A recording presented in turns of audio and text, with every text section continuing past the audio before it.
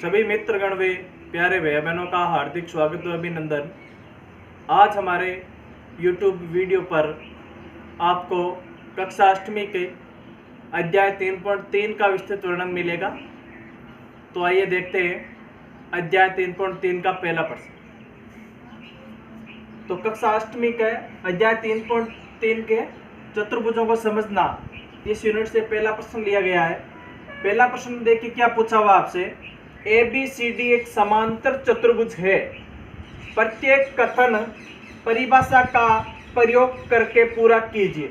आपको 4 क्वेश्चन किए हुए हैं और ये कैसा बताया हुआ है ABCD। ये देखिए ABCD एक समांतर चतुर्भुज है। तो समांतर चतुर्भुज होने की व्याख्या इस प्रश्न में हमें जानकारी पहले होना बड़ी जरूरी है, तभी इन चारों प्रश्नों के आंसर क्या कर सकते हैं, दे सकते हैं। तो आइए देखते हैं समांतर चतुर्भुज क्या होता है। तो समांतर चतुर्भुज ऐसा चतुर्भुज जिसकी आमने सामने की भुजा समान व समांतर हो, वो क्या कहलाएगा, समांतर चतुर्भुज। दूसरी बात की जाए तो समांतर चतुर्भुज में आमने सामने के कोण हमेशा क्या रहते हैं, समान रहते हैं। तीसरी बात की जाए तो समांतर चतुर्भुज में विकर्ण एक दूसरे को प्रतिच्छेद करने के बाद समद्विभाजित करते हैं। तो देखिए कैसा होता है, आमने सामने की भुजा होती है वो समांतर और समान होती है। इसका मतलब क्या है, ये देखिए ये भुजा है, AD भुजा है। तो AD भुजा के सामने कौन सी भुजा, इधर देखिए BC भुजा या CB कुछ भी कह सकते हैं। तो AD भुजा है वो BC भुजा की क्या है, समान है। दूसरी बात में देखिए CD है वो AB के क्या है, समान है। आमने सामने की भुजा क्या होगी, समान। दूसरी बात में क्या है, आमने सामने के कोण क्या रहते हैं, समान रहते हैं। तो देखिए DAB, जैसे ये कोण है DAB, ये जो कोण बन रहा है इसके सामने वाला कोण देखिए कौन सा, C वाला। तो DCB के क्या रहेगा, हमेशा समान रहेगा। अब तीसरी बात में कह रहा है कि विकर्ण कब बनता है, जब आमने सामने के शीर्ष मिलकर एक भुजा का निर्माण करते हैं, उसे विकर्ण कहते हैं। देखिए D है, D के सामने वाला शीर्ष कौन है, B है। इन दोनों को मिलाया तो ये क्या बन गया, DB विकर्ण बन गया। इसी तरह A को C से मिलाया तो AC क्या बन गया, एक विकर्ण बन गया। तो विकर्ण, जब दो विकर्ण एक दूसरे से प्रतिच्छेद करेंगे तो समद्विभाजित करते हैं। समद्विभाजित करने का अर्थ ये हुआ, ये जो ये पार्ट है इतना सा, ये पार्ट इस पार्ट के बराबर रहेगा और ये पार्ट है वो इस पार्ट के क्या रहेगा, हमेशा समान रहेगा। तो आइए देखते हैं अभी नियमों के आधार पर इन 4 प्रश्नों का आंसर। तो ये हमसे पूछ रहा है कि AD किसके बराबर है। ये देखिए AD, तो AD सामने वाली भुजा के समान होगी। तो सामने वाली भुजा कौन सी है, BC। तो यहाँ पर क्या लिख दूंगा मैं, BC। दूसरी बात देखिए ये बोल रहा है DCB कोण किसके समान है। ये देखिए DCB, ये DCB कोण बन रहा है, ये बोल रहा है किसके समान है। तो हम जानते हैं समांतर चतुर्भुज में आमने सामने के कोण क्या रहते हैं, समान। तो इसके सामने वाला कोण कौन सा है, A वाला। तो क्या लिख दूंगा, DAB। इसका आंसर हो जाएगा कोण DAB। तीसरी बात में पूछ रहा है OC, तो ये देखिए OC, तो ये जो पार्ट है वो इस पार्ट के क्या रहेगा, समान। कारण क्या है, समद्विभाजित करते हैं। विकर्ण होते हैं वो एक दूसरे को क्या करते हैं, समद्विभाजित। तो OC है वो किसके बराबर हो जाएगा, OC इक्वल टू OA। इसी तरह आपको अगर OB का पूछ लेता कि OB किसके बराबर होगा, तो OB किसके बराबर होता, OD के बराबर होता। चौथा पॉइंट देखिए M कोण DAB, कोण DAB इस कोण की बात कर रहा है, प्लस M कोण CDA, कोण CDA इन दोनों कोण की बात कर रहा है। तो देखिए इसमें क्या करना होता है, किसी भी रेखा पर बने हुए दो आसन कोणों का योग हमेशा कितने डिग्री का होता है, 180 डिग्री का। समांतर चतुर्भुज की एक विशेषता है, समांतर चतुर्भुज में एक ही भुजा पर बने हुए दो आसन कोणों का योग हमेशा कितने डिग्री का होगा, 180 डिग्री का। तो इसका मान क्या लिख देंगे, 180 डिग्री। आइए देखते हैं अब 3.3 का दूसरा प्रश्न। तो दूसरे प्रश्न में आपको क्या पूछा हुआ है, समांतर चतुर्भुजों में अज्ञात कोण ज्ञात करो। अज्ञात कोण, अब इनमें से निम्नानुसार कोई अज्ञात कोण दिए हुए प्रत्येक आकृति में, वो समांतर चतुर्भुज की आकृति में आपको अज्ञात कोण क्या करने हैं, ज्ञात करने हैं। तो आइए देखते हैं इस आकृति की बात की जाए, ये क्या है, आपको पहले ही शर्त दे दी है कि ये जो आकृति दी हुई है वो कैसी है, समांतर चतुर्भुज।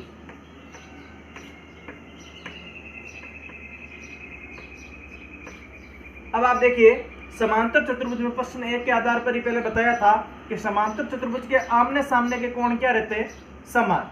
तो ये देखिए अब ये 100 डिग्री का दिया हुआ है, तो ये अगर 100 डिग्री का है तो बताओ सामने वाला भी क्या होगा, 100 डिग्री का। इसका अर्थ क्या हुआ कि कोण 100 डिग्री इक्वल टू कोण y, कोष्टक में क्या लिख देंगे, सम्मुख कोण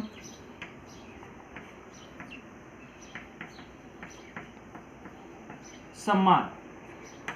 वे क्या समझ में आ गई। तो y का मान कितना प्राप्त हो गया, 100। y का मान कितना प्राप्त हो गया, 100। तो यहां पर y बराबर क्या लिख दूं, 100 डिग्री। अब आप देखिए दूसरी व्याख्या ये भी थी कि एक ही रेखा पर बने हुए दो कोणों का योग हमेशा कितने डिग्री का होता है, 180। तो यहाँ पर ऐसा लिख सकते हैं कोण y प्लस कोण z इक्वल टू 180 डिग्री।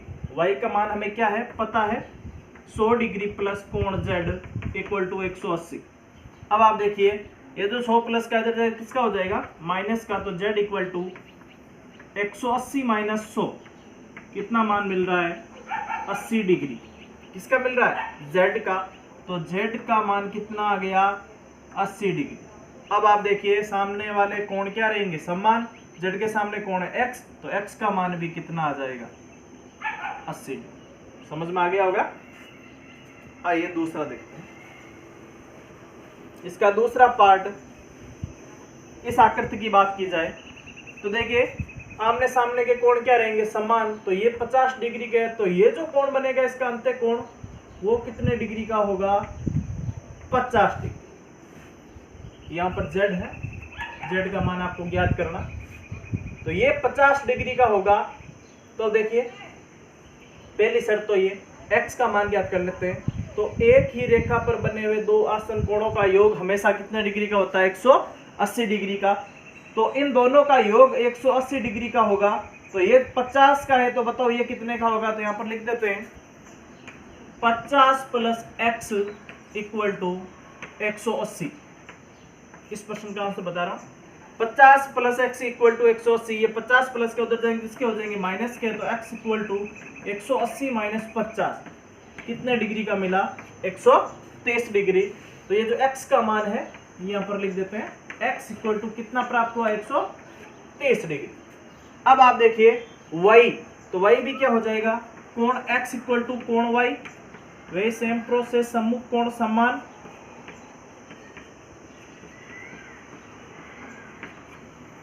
तो y का भी कितना मान हो जाएगा, x और y समान होंगे तो y भी कितने का होगा, 123 डिग्री का।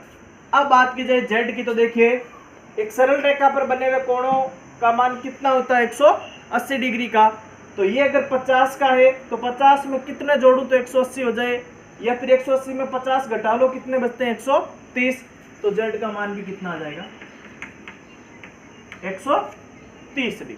अब आप देखिए 3.3 के दूसरे का तीसरा पार्ट, आकृति दी हुई है समांतर चतुर्भुज की और अज्ञात कोण आपको क्या करना है, ज्ञात करना। तो इसमें देखिए ये एक समांतर चतुर्भुज है।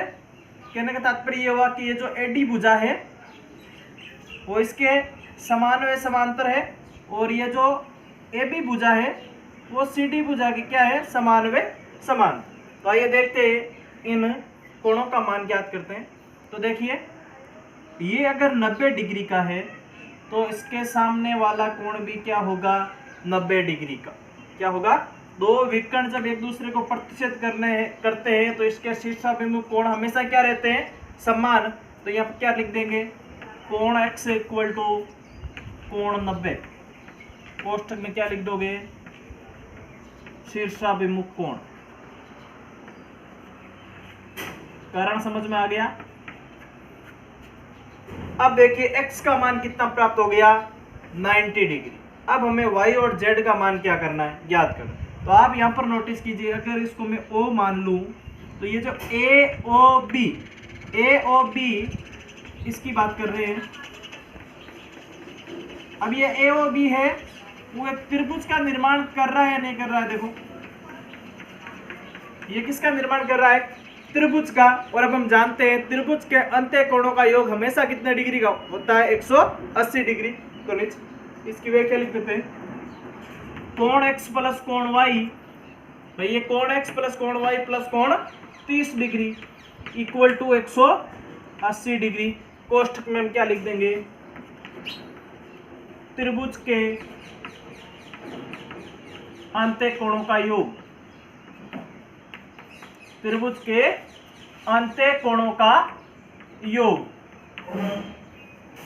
अब आप देखिए x का मान आपको पता है 90 डिग्री, यहां पर रख देंगे, प्लस y का मान पता नहीं है प्लस 30 इक्वल टू 180।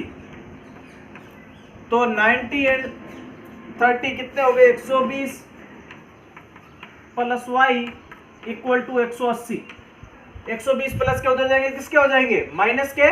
तो अब आप देखिए ये जो 120 प्लस का उधर जाएगा, किसका हो जाएगा, माइनस का। तो कोण y इक्वल टू 180 में 120 क्या करेंगे, घटाएंगे, तो कितना मिलेगा, 60 डिग्री का। तो ये जो y कोण है वो कितने डिग्री का मिल रहा है, 60 डिग्री का। अब आप देखिए ऊपर का थोड़ा रफ कर रहा हूं, y कोण वो 60 डिग्री का मिला, तो कोण z भी कितने डिग्री का होगा, 60 डिग्री का ही होगा। कारण क्या है, देखिए जब दो समांतर भुजाओं के मध्य अगर एक तिर्यक रेखा खींची जाए, जैसे ये देखिए दो समांतर रेखा है, तो दो समांतर रेखाओं के मध्य अगर तिर्यक रेखा खींची जाए, तो ये देखिए एक समांतर रेखा है, अगर इनके मध्य में तिर्यक रेखा खींच रहा हूं, तो इनके क्या होते हैं, ये जो एकांतर कोण होते हैं वो हमेशा क्या रहते हैं, समान। तो ये जो एकांतर y कोण बन रहा है वो z कोण के हमेशा क्या रहेगा, समान। यहाँ पर क्या लिख दिया, y का मान 60 है तो z का मान भी कितना होगा, 60। क्वेश्चन में क्या लिख दोगे, समांतर भुजाओं के तिर्यक रेखा पर एकांतर कोण समान। समझ में आ गया होगा, ये जो y कोण है वो z कोण के क्या रहेगा, समान। अब देखिए आपको प्रश्न में दूसरे प्रश्न के चौथी आकृति है वो बड़ी आसान इसी तरीके की दी हुई है, तो आप खुद कर सकते हो, इसलिए मैं उसको मिस कर रहा हूं, आप जरूर करें उसको। 5वीं आकृति देखिए, इसमें आपको दिया हुआ है, जैसे मान लीजिए ए बी सी डी एक समांतर चतुर्भुज है। अब आपको इसमें अज्ञात कोण एक्स वाई जेड के मान क्या करने, ज्ञात करने। तो आइए देखते हैं।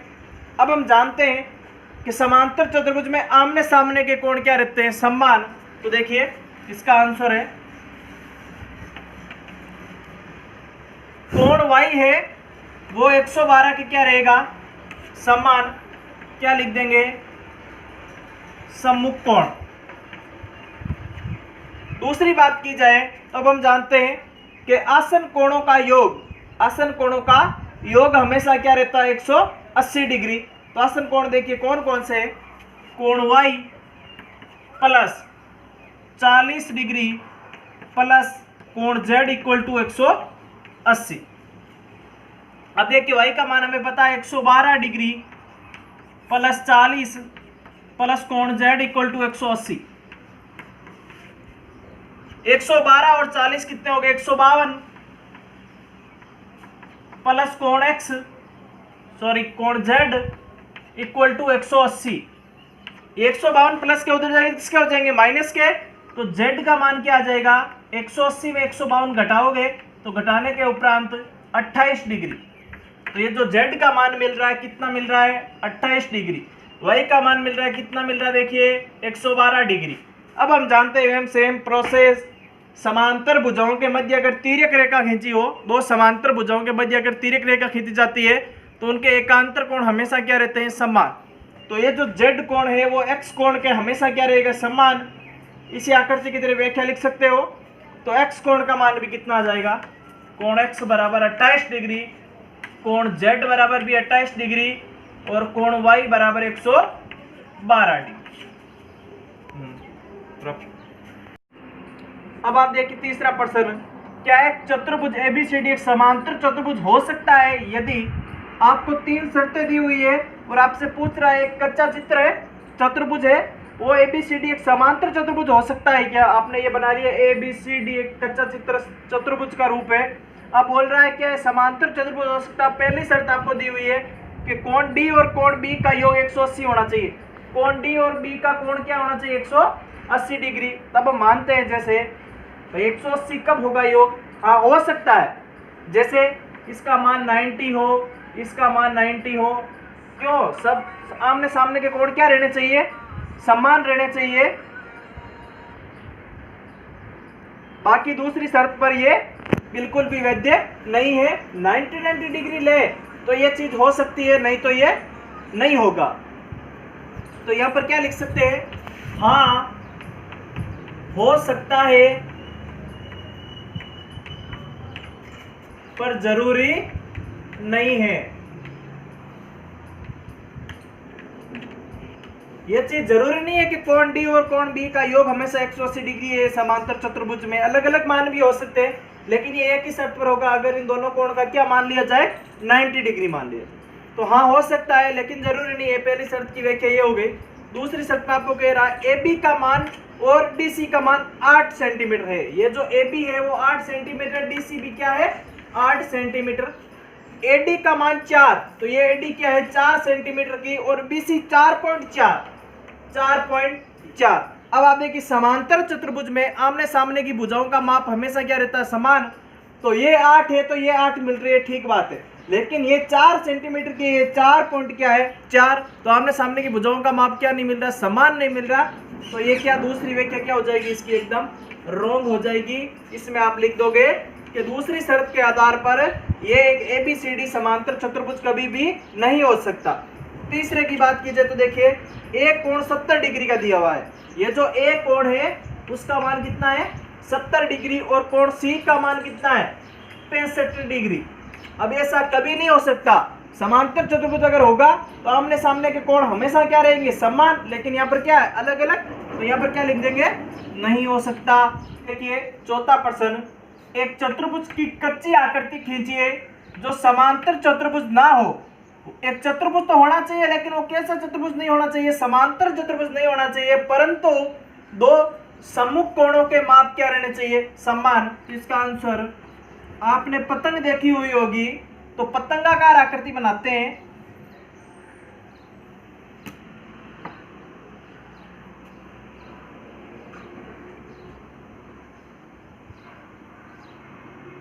ये एक पतंगाकार आकृति बना दी।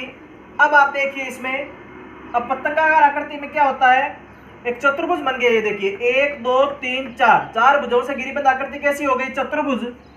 अब शर्त यह है कि चतुर्भुज तो हो जाए लेकिन समांतर चतुर्भुज ना हो, और आमने सामने के दो सम्मुख कोण क्या रहने चाहिए? समान। तो जैसे A B C D।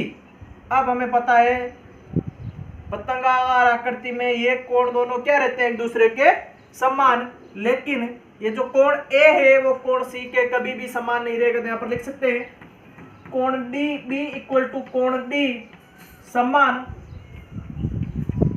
और यहाँ पर लिख देंगे कोण A कोण C वो कभी भी समान नहीं रहते।